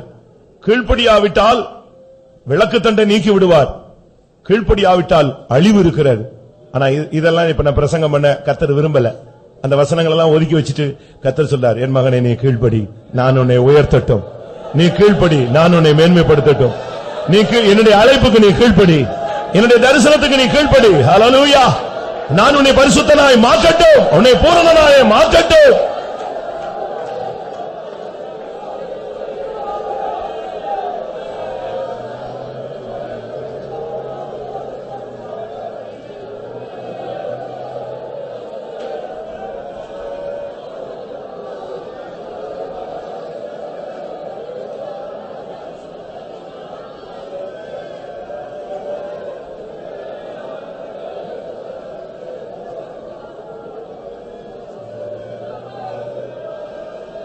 ஆமென். உலக பிரகாரமாக எஜமான்களுக்கு, கட்டளைகளுக்கு, அதிகாரங்களுக்கு, புருஷர்களுக்கு, இன்னும் பல காரியங்களில் வேத வசனத்தை கேட்ட பொழுது நான் கீழ்ப்படியாத ஒரு தன்மையில் இருக்கிறேன் என்பதை நான் உணர்ந்திருக்கிறேன் என்று எத்தனை பேர் ஒத்துக்கொள்கிறீர்கள்? ஆவிக்குரிய பிரகாரம் எத்தனையோ வசனங்கள் என்னோடு இடைப்பட்டது.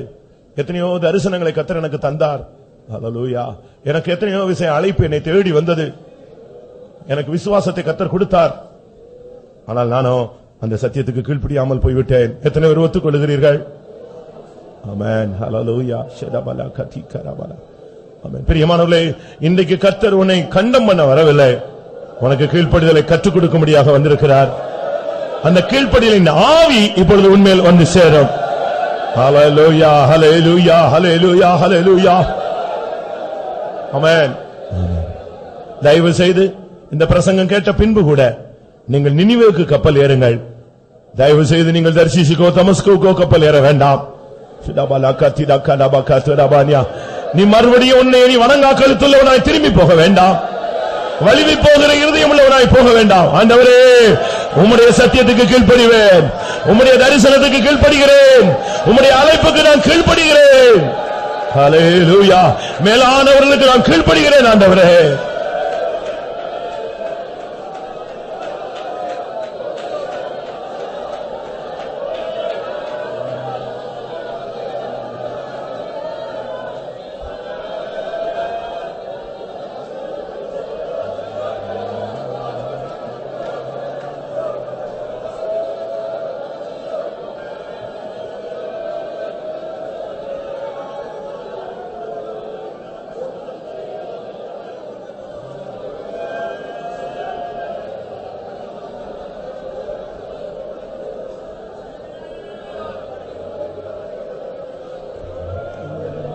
ஆமென். ஊழியத்தில் ஒரு வார்த்தை உண்டு, கேள்வி கேட்காத கீழ்ப்படிதல். ஏன், எதுக்கு, என்ன, அந்த கேள்வியே கிடையாது. அதுதான் ஊழியக்காரனுக்குள்ள அழகுன்னு சொல்லி தருவாங்க. அதுபோல இன்னைக்கு நீங்க சொல்லுங்க, ஆண்டவரே நீங்க என்னை நடத்துற பாதைக்கு நான் அப்படியே கீழ்ப்படுகிறேன். ஹல்லேலூயா. ஊழியத்தின் பகுதியானாலும் ஊழிய உலக காரியமானாலும் நீர் என்னை கொண்டு போகும், நான் அப்படியே கீழ்ப்படுகிறேன். ஹல்லேலூயா. உமக்கு பின்னே நான் ஓடி வருவேன். ஹல்லேலூயா. நீர் என்னை இழுத்துக்கொள்ளும், நான் அப்பொழுது உமக்கு பின்னே ஓடி வருவேன். ஆமென். எனக்கு கீழ்ப்படிதலை கற்றுத்தாரும் ஆண்டவரே. ஹல்லேலூயா. நான் கீழ்ப்படிதல் கற்றுக்கொண்டு நான் பூரணனாய் மாற உதவி செய்யும் ஆண்டவரே. இன்றைக்கு எல்லாரும் கொஞ்ச நேரம், ஒரு 5 நிமிஷம் நமக்கு டைம் இருக்கு. வருஷத்தில் எத்தனையோ விஷயம் நம்ம கீழ்ப்படியாம போய்விட்டோம். இப்படியே நாம் போனால் நியாய தீர்ப்பு தான் நமக்கு மிஞ்சி இருக்கும். ஒரு 5 நிமிஷம் கண்களை மூடி, ஆண்டவரே நான் கீழ்ப்படிற ஆண்டவரே. இதுவரைக்கும் நான் உம்முடைய வசனத்துக்கு கீழ்ப்படியல, பெரியவங்களுக்கு கீழ்ப்படியல, நடத்திப்புக்கு கீழ்ப்படியல, என் இஷ்டத்துக்கு காட்டு கழுதையை தன்னிச்சையாய் திரிய விட்டவன் யார் என்று கேட்டது போல நான் சொல்றேன், எத்தனை காலை உன்னை எழுப்பினார் இல்லன்னு உன்னை நெஞ்ச தொட்டு சொல்லு. எத்தனை விசை நீ ஜெபிக்கணும்னு ஆசைப்பட்டு படுத்து காலையில எழுப்பி நீ கீழ்ப்படியாம போயிருக்கிற. எத்தனை ட்ரிப்பு கர்த்தர் சொப்பனத்தின் வாயிலாக உன்ட பேசி இருக்கிறார், தீர்க்க தரிசனங்கள் வாயிலாக, பிரசங்கங்கள் வாயிலாக. இருதயம் குத்து நொறுங்கி போனாயே, மறுபடியும் உன்னுடைய வாழ்க்கை என்ன நடந்தது? இன்னைக்கு கர்த்தர்ட்ட கேளு, கர்த்தாவே இனி நான் என்ன செய்யணும்னு எனக்கு சொல்லித்தாங்க. ஹல்லேலூயா.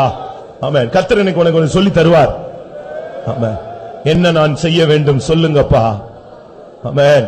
அது நீ கேளு, கர்த்தர் உனக்கு சொல்லி தருவார் நிச்சயமா. ஆமென். யார்ட்டையும் கர்த்தர் பேசாமல் இருப்பதில்லை. அவர் பேசாம போகிற தெய்வம் அல்ல, அவர் பேசும் தெய்வம். அவர் கல்லோ மண்ணோ கிடையாது, அவர் பேசுகிற தெய்வம். ஆமென்.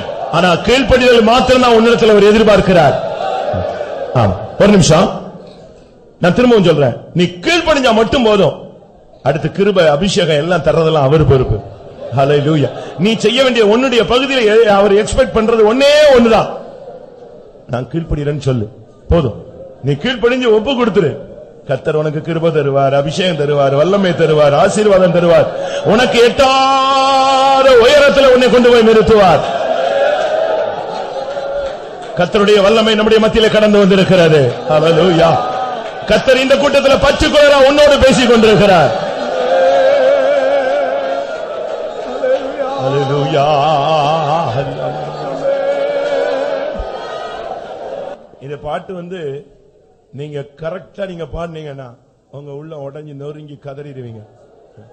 ஆண்டவரே இதுவரைக்கும் நான் துரோகம் பண்ணிட்டேன், உண்மைதான். ஆனா இன்னைக்கு என்னை நம்புங்க, நான் இன்னைக்கு கேட்ட பிரசங்கத்துக்கு நான் கீழ்ப்படிவேன். இனிமே எனக்கு ஒரு தரிசனம் கொடுங்க, நான் அப்படியே கீழ்ப்படுகிறேன். உலகமே எதிர்த்தாலும் நான் கர்த்தருக்காக நிற்பேன். ஆண்டவரே இன்னும் ஒரு ட்ரிப் என்கிட்ட பேசுங்க, நான் நடக்க வேண்டிய வழிகளை சொல்லித்தாங்க, நான் கீழ்ப்படிவேன். எத்தனை பேர் உண்மையா வாயை திறந்து சொல்றீங்க, ஆண்டவரே என்ன நான் செய்யணும்னு எனக்கு சொல்லுங்க. நீங்க யோசிச்சு பாருங்க, அதிகாரத்தோடு, வல்லமையோடு, பராக்கிரமத்தோடு, முரட்டு குணத்தோடு ஒரு குதிரை மேல ஏறி வந்த மனுஷனை தட்டி விட்டார். தலகுப்புற கீழே விழுந்தான், கண் பார்வையை பிடுங்கினார். அப்ப கேட்டான், ஆண்டவரே நீர் யார்? நான் இயேசு. உடனே சொன்னான், ஆண்டவரே அப்ப நான் என்ன செய்யணும் நீங்க எதிர்பார்க்கிறீங்க? இதுவரைக்கும் நீ முரடனாய், கீழ்ப்படியாதவனாய், எதிர்க்கிறவனாய், பின்மாற்றக்காரனாய், ஓ தேவனுக்கு துரோகியா நீ வாழ்ந்திருக்கலாம். இன்னைக்கு கேளு, நான் என்ன செய்யணும்னு சொல்லுங்க கர்த்தாவே, நான் செய்யறேன். அப்படி சொல்றவங்க மாத்திரம் இந்த பாட்டை எங்களோடு ஆவியிலே இணைந்து பாடுங்கள். ஆமென். என்ன நான் செய்ய வேண்டும் சொல்லுங்கப்பா, என்ன நான் செய்ய வேண்டும் சொல்லுங்கப்பா. நான் கீழ்ப்படிவேன், இன்று செயல்படுவேன். நான் கீழ்ப்படிவேன், இன்று செயல்படுவேன். இனி வாழ்ந்து காட்டுவேன், என்ன நம்புங்கப்பா. இனி வாழ்ந்து காட்டுவேன், என்ன நம்புங்கப்பா, என்ன நம்புங்கப்பா, என்ன நம்புங்கப்பா, என்ன நம்புங்கப்பா, என்ன நம்புங்கப்பா. பிரியமானவர்களே, நான் ஒரு சம்பவத்தை சொல்றேன். இதே விசுவாச விட்டு ஒரு நாள் விசிட்டிங் ஒரு புரோகிராமுக்காக நானும் சிஸ்டர்ஸும் இந்த கேட்ட கடங்குறோம். கேட்ட கடந்து நான் கால் வைக்கும் போது எங்கேயோ இருந்த ஒரு புருஷனும் ஒரு மனைவியும் இந்த கேட்டுக்கிட்ட நின்று சண்டை போடுறாங்க. நீ எனக்கு துரோகம் பண்ணி விட்டாய் போன்னு சொல்லி அவளை பிடிச்சு தள்ளுறான், அடிக்கிறான். அவ சொல்றா, எப்பா நான் தப்பு பண்ணிட்டேன் தான், துரோகம் பண்ணிட்டேன் தான், என்னை மன்னிச்சிரு, இந்த ஒரு ட்ரிப் நீ ஏத்துக்கொள். அவன் குடும்பத்துல சொல்லி உன்னை கழுத்துறதா என்னுடைய வேலை. அவன் போன் எடுக்கிறான், இவ ஓடி போய் செல்ல புடுங்குறா. எங்க சொல்லிடாதீங்க, வேண்டாம், நான் தப்பு பண்ணிட்டேன், நீ மன்னிச்சிரு, நான் இனிமே செய்ய மாட்டேன்னு கதறா. நான் அதை பார்த்துட்டே போனேன். ஐயோ அந்த பெண்ணு மாட்டிக்கிட்டா, ஏதோ தவறு செஞ்சா மாட்டிக்கிட்டா. இப்ப சொல்றா, ஆனா அவன் ஏத்துக்கவே இல்லை. ஆனால் நம்முடைய தேவன் அப்படி அல்ல. ஆமென். ஆண்டவரே நான் தப்பு பண்ணிட்டேன் நீ சொல்லு, இனிமே நான் தப்பு பண்ண மாட்டேன்னு சொல்லு. ஆமென். நான் இனி என்ன செய்ய வேணும்னு கேளு, என்ன நம்புங்கப்பான்னு சொன்னா உன்னை நம்புவார். அல்லேலூயா. ஆமென். பின்மாறி சபித்து சத்தியம் பண்ணி இந்த ஊழியம் வேண்டாம் என்று போனவன் கையிலேயே மறுபடியும் ஊழியத்தை கொடுத்த தெய்வம் அல்லவா நம்முடைய தெய்வம். ஆமென்.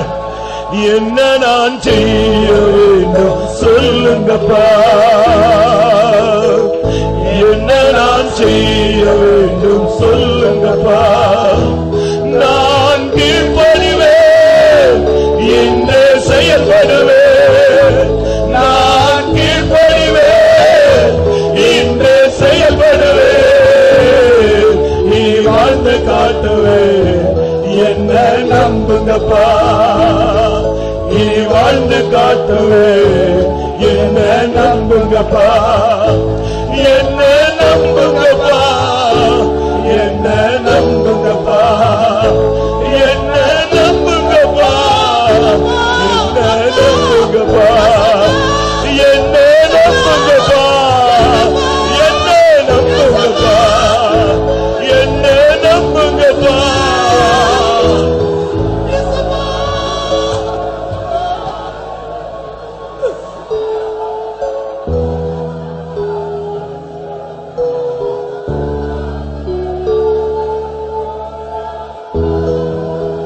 அருமையானவர்களே, உலக மனுஷனே சொல்லுகிறான், பாஸ்ட் இஸ் பாஸ்ட், போனது போகட்டும், கடந்து போனது கடந்து போனதாகவே இருக்கட்டும். இன்னைக்கு நீ சொல்லு. எல்லாரும் இத ஒரு எழுப்புதலுக்காக செய்யறதில்ல. எனக்கு தெரியும் உடைஞ்ச உள்ளங்கள் நம்முடைய சபையில உண்டு. எல்லாரும் ஒரு 2 நிமிஷம் முழங்கால் போட்டு, ஆண்டவரே என்னை நம்புங்க ஆண்டவரே, நானே இனிமே நான் உண்மையா வாழ்வேன், பரிசுத்தத்துல உண்மையா இருப்பேன், விசுவாசத்துல உண்மையா இருப்பேன், பிரதிஷ்டையில உண்மையா இருப்பேன், ஊழியத்துல உண்மையா இருப்பேன், இந்த வசனத்துல உண்மையா இருப்பேன், இந்த ஐக்கியத்துல உண்மையா இருப்பேன். என்னால முடிந்த அளவு, இயன்ற அளவு நான் உண்மையா இருப்பேன். என்னை நம்புங்க ஆண்டவரே, என்னை நம்புங்க ஆண்டவரே. உன் புருஷன் நம்பாட்ட பரவாயில்ல, உன் பெற்றோர் உன்னை நம்ப மாட்டாங்க, நீ திருந்தனன்னு சொன்னா கூட நம்ப மாட்டான். ஆனால் இயேசு சொல்றா, நான் உன்னை நம்புகிறேன். ஹல்லேலூயா, ஹல்லேலூயா. ஆண்டவரே ஹல்லேலூயா.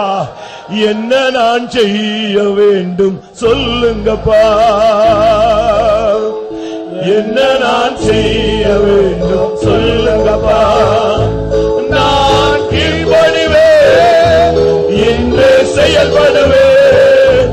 நான் கீழ்ப்படிவேன், இன்று செயல்படுவேன். இனி வாழ்ந்து காட்டுவேன், என்ன நம்புங்கப்பா.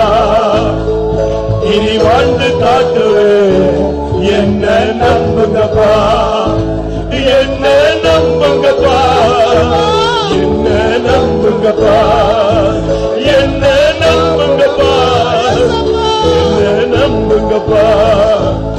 ஆமென். இன்னைக்கு கர்த்தர் உன்னோடு பேசிக் கொண்டிருக்கிறார். நீ கர்த்தரோடு பேசிக் கொண்டிருக்கிறாய். நீ உள்ளத்தின் ஆழத்திலிருந்து கூக்குரல் இடுவதை நம்பிக்கைக்குரிய தேவன் கேட்டுக் கொண்டிருக்கிறார்.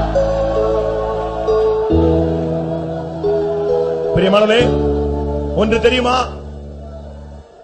உன்னுடைய புருஷன் உன்னை உண்மையுள்ளவன் என்று நம்புவதில்லை.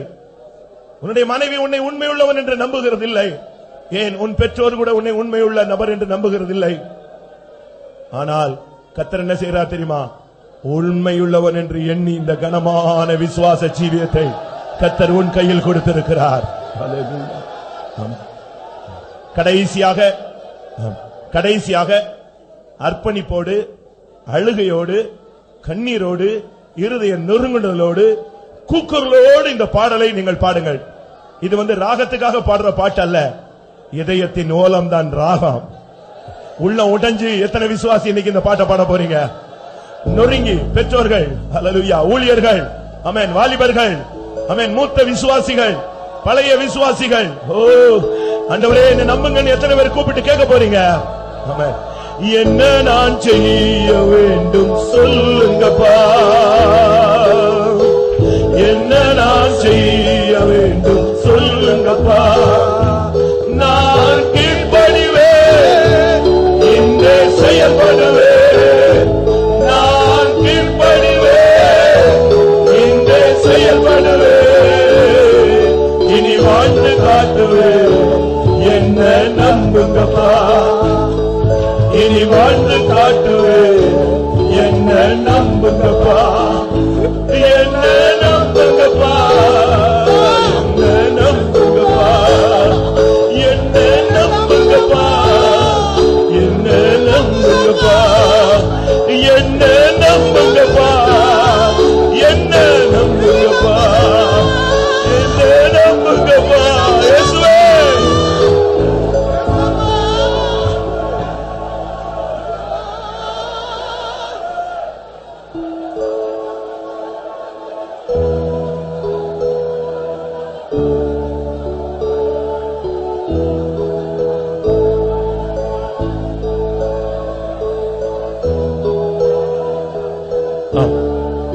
என்ன நான் செய்ய வேண்டும் சொல்லுங்கப்பா, நான் கீழ்ப்படிவேன், நாளைக்கல்ல இன்றே செயல்படுவேன், இனி வாழ்ந்து காட்டுவேன். அதுதான் ஒரு மனுஷனுடைய தீர்மானம். எவ்வளவு அருமையான வார்த்தைகள். அருமையானவர்களே, இன்னைக்கு எத்தனை பேர் இதுக்கு சரண்டர் பண்ணீங்கன்னு தெய்வத்துக்கும் உனக்கும் தான் தெரியும். இந்த கூட்டத்தில் கூட நீ மௌனமா சம்மணம் போட்டு உட்கார்ந்து எந்திரிச்சு போனா அதுல அர்த்தமே இல்லையப்பா. நான் கீழ்ப்படுகிறது வார்த்தை கர்த்தரிடத்திலிருந்து வருது. நான் உன்னிடத்தில் எதிர்பார்க்கிறது வேற ஒண்ணுமே இல்ல. மனத்தாழ்மையா கீழ்ப்படிந்து நடப்பதே அல்லாமல் நான் வேறு ஒன்றையும் உன்னிடத்தில் எதிர்பார்க்கிறது இல்லை. என் பிள்ளைகள் சத்தியத்துக்கு கீழ்ப்படிந்து நடக்கிறார்கள் என்கிற சந்தோஷத்தை காட்டிலும் வேற சந்தோஷம் இல்லை. ஆமென், ஆமென், ஆமென், ஆமென், ஆமென். ஒருவேளை இந்த பாடல் தெரியாதனால நீங்க கை தட்டிட்டு அப்படியே போயிருக்கலாம். என்ன நான் செய்ய வேண்டும் சொல்லுங்கப்பா, நான் கீழ்ப்படிவேன், இன்றே செயல்படுவேன், இனி வாழ்ந்து காட்டுவேன், என்னை நம்புங்கப்பா. ஹல்லேலூயா. என்ன நான் செய்ய வேண்டும் சொல்லுங்கப்பா, என்ன நான் செய்ய வேண்டும் சொல்லுங்கப்பா, நான் கீழ்ப்படிவேன், இன்றே. எல்லாரும் சொல்லுங்க, நான் கீழ்ப்படிவேன், இன்றே. ஒரு அபிஷேகம் சந்திக்கட்டும், ஒரு அக்கினி அபிஷேகம். இனி வாழ்ந்து காட்டுவேன், என்ன நம்புங்கப்பா, இனி வாழ்ந்து காட்டுவேன், என்ன நம்புங்கப்பா, என்ன நம்புங்கப்பா, என்ன நம்புங்கப்பா, என்ன நம்புங்க. ஒரு அபிஷேகம், ஒரு அபிஷேகம். ஹல்லேலூயா. என்ன நம்புங்கப்பா, என்ன நம்புங்கப்பா, தினவக்க தினவக்க தினவக்க நம்புங்கப்பா. ஒரு அக்கினி நம்புங்கப்பா, என்ன நம்புங்கப்பா, என்ன நம்புங்கப்பா, என்ன நம்புங்கப்பா, இயேசுவே நம்புங்கப்பா, இயேசுவே நம்புங்கப்பா, என்ன நம்புங்கப்பா, என்ன நம்புங்கப்பா,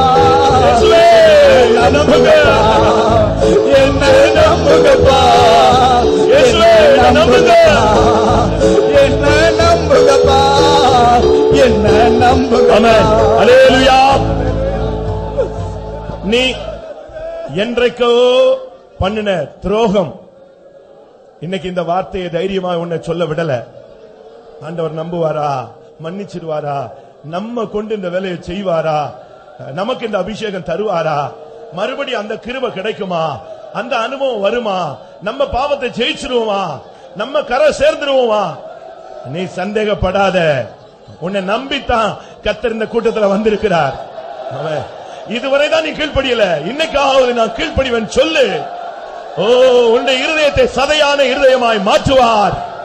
ஆம் பிரியமானவர்களே, உலகத்துல எந்த ஒரு காரியமானாலும் ஒரு சீல் வைக்கிறான். அது அக்செப்ட், அது அங்கீகரிக்கப்பட்டது, ஏற்றுக்கொள்ளப்பட்டது அப்படின்னு சொன்னா அதுக்கு ஒரு சீல். இன்னைக்கு உன்னை நம்பினார்னு சொன்னா நீ நம்புங்கப்பா நம்புங்கன்னு கதற பாத்தியா? அதை கேட்டு நான் உன்னை நம்பிட்டேன்னு சொன்னா இன்னைக்கு பரிசுத்த ஆவியில ஒரு முத்திரை உன் மேல வந்து விழும். ஹல்லேலூயா, ஹல்லேலூயா, ஆமென். என்ன நான் செய்ய வேண்டும் சொல்லுங்கப்பா, என்ன நான் செய்ய வேண்டும் சொல்லுங்கப்பா, நான் கீழ்ப்படிவேன் என்று செயல்படுவேன், நான் கீழ்ப்படிவேன் என்று செயல்படுவேன், இனி வாழ்ந்து காட்டுவேன் என்ன நம்புங்கப்பா, இனி வாழ்ந்து காட்டுவேன் என்ன நம்புங்கப்பா, என்ன நம்புங்க இயேசுவே, என்ன நம்புங்கப்பா, என்ன நம்புங்கப்பா, என்ன நம்புங்கப்பா, என்ன நம்புங்கப்பா, என்ன நம்புங்கப்பா, என்ன நம்புங்கப்பா இயேசுவே, என்ன நம்புங்கப்பா, என்ன நம்புங்கப்பா, என்ன நம்புங்கப்பா, என்ன நம்புங்கப்பா, என்ன நம்புங்கப்பா,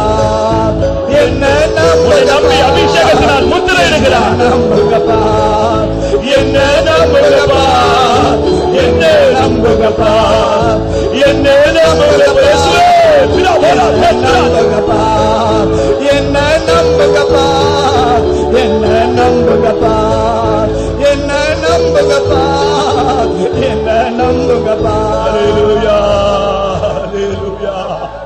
யாதா பாலா கரா, யாதா பாலா பாக்கரா பாக்கரா.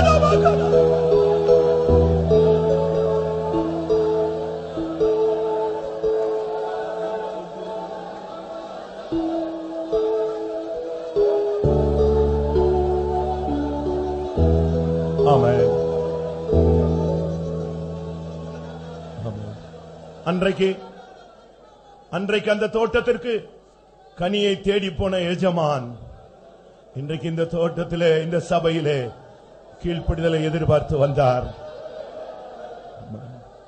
இன்றைக்கு நீங்கள் கீழ்ப்படிவேன் என்று வாக்கு பண்ணியிருக்கிறீர்கள். உங்களை நம்பி மறுபடியும் இந்த கிருபையை, அபிஷேகத்தை கர்த்தர் உங்கள் மேல் ஊற்றி இருக்கிறார். நீ இழந்து போன ஊழியத்தை கர்த்தர் உனக்கு திரும்ப தந்திருக்கிறார்.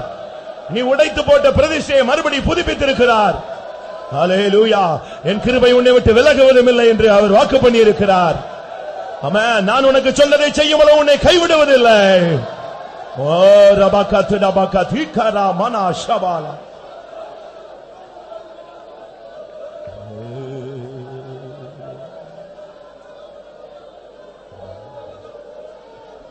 ஆமென். கீழ்ப்படிதலை எதிர்பார்த்து நம்முடைய சபையில் அவர் உலாவிக் கொண்டிருந்தார். அதற்காக ஸ்தோத்திரம் பண்ணுவோம். எப்படி கீழ்ப்படிய வேண்டும் என்பதை தேவன் நமக்கு கற்றுக் கொடுத்ததுக்காக ஸ்தோத்திரம் பண்ணுவோம். இனிமேல் உள்ள காலங்களிலே கர்த்தருடைய வசனத்துக்கும் ஆவியானவருக்கு கீழ்ப்படிந்து வாழ்ந்து அவர் வரும் பொழுது அவரை சந்திக்க உதவி செய்ய முடியாது. ஸ்தோத்திரம் பண்ணுவோம். பிதா குமாரன் பரிசுத்த ஆவியானவருக்காக ஸ்தோத்திரம் பண்ணுவோம். எல்லா துதி கன மகிமை அவருக்கே செலுத்தி ஸ்தோத்திரம் பண்ணுவோம். பரிசுத்த பிதாவே, நன்றியோடு எங்களை ஸ்தோத்திரிக்கிறோம் கர்த்தாவே. இந்த பரிசுத்த நாள் அதிகாலையிலே கர்த்தாவே நம்முடைய சமூகத்தில் வந்து கர்த்தாவே உம்மிலே மகிழ்படியாய் சந்தோஷப்படும்படியாய் எல்லாவரையும் தான தன்னை தந்தபடியால் நன்றியோடு துதிக்கிறோம் தாவே. எங்கள் ஆராதனையிலே லாபத்தில் ஆவியானவர் கிரியை செய்தபடினால் நன்றியோடு துதிக்கிறோம் கர்த்தாவே. உமக்கு ஸ்தோத்திரம். எந்த விதமாய் கீழ்ப்படிய வேண்டும் என்று கர்த்தாவே ஆவியார் எங்களுக்கு தெளிவாய் சொல்லி தந்தபடினால் ஸ்தோத்திரமானதே. தேவனுக்கும் மனுஷருக்கும் கீழ்ப்படிகிறவராய் நாங்கள் காணப்படும்படியாய் எங்களை கீழ்ப்படியாய் என் தன்மைகள் எல்லாம் நீங்களே மன்னித்து கர்த்தாவே. இனியுள்ள நாட்கள் ஆனாலும் கர்த்தாவே நாங்கள் கர்த்தாவே உமக்கு கீழ்ப்படித்து ஆண்டவரே இடத்தில் ஆசீர்வாதத்தை பெற்றுக்கொள்ள கர்த்தாவே நீ எங்களுக்கு ஒருத்தருக்கு உதவி செய்யணுமே. கேட்டுதான் எல்லா தமிழ் பிள்ளைகளுக்கு வேண்டுமான கிருபை கொடுக்க வேண்டும் வேண்டிக் கொள்வோம். சமத்தில் வந்தான் எல்லா தமிழ் பிள்ளைகளை கர்த்தரை ஆசீர்வதித்தபடினால் ஸ்தோத்திரம். இன்னும் வராமல் இருக்கிறவங்களை அங்கேயாய் சந்திக்கணுமே. இருக்கிற உலகங்களை எல்லாம் கர்த்தர் ஏற்படுத்தி நடத்து ஆசீர்வதிக்கணுமே எடுத்துக்கொள்ளும். இயேசுவின் நாமத்தில் கேட்கிறோம் பிதாவே. நம்முடைய கர்த்தராகிய இயேசு கிறிஸ்துவின் கிருபையும் பிதாவாகிய தேவனுடைய அன்பு பரிசுத்த ஆவியின் ஐக்கியமும் நம்ம அனைவரும் சகல பரிசுத்தவான்களுடன் கர்த்தராகிய இயேசு மகிமையிலே வெளிப்பட மட்டும் இருப்பதாக. அல்லேலூயா, அல்லேலூயா, அல்லேலூயா.